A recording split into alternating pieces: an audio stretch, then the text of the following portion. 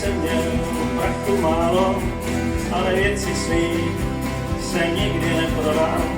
A partě naší taky nebýval, chápu, nesnášel své školu, raději se toulal. Doma pak facky byly často výplatou, ale já měl stále svou hlavu tvrdou. Když máma nadávala, tak brácha se smál a táta mě za odměnou páskem se řeval. Na ty rány jsem si zvyk, i na ten mámin křik, černou ovci jsem se já tehdy stal.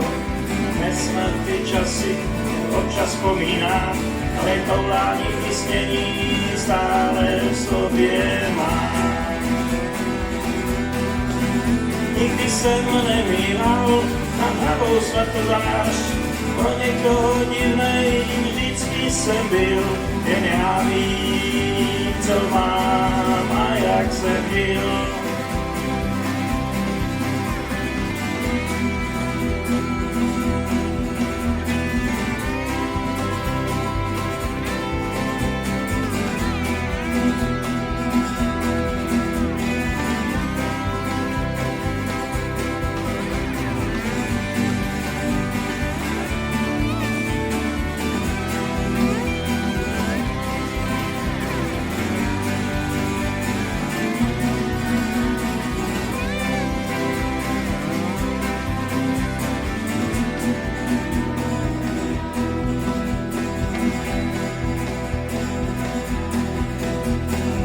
Škole střední prachy stále chyběly, prej jsem byl plík a špatně studoval.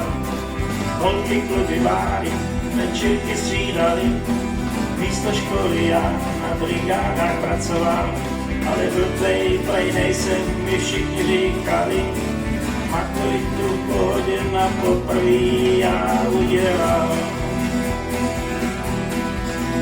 Nikdy jsem nemýval nad hlavou svatozář, pro někoho divnej vždycky jsem byl, jen já vím, co mám a jak jsem žil.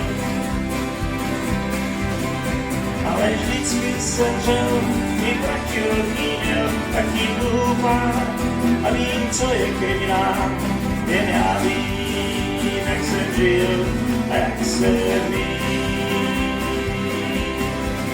Kdo tě hrál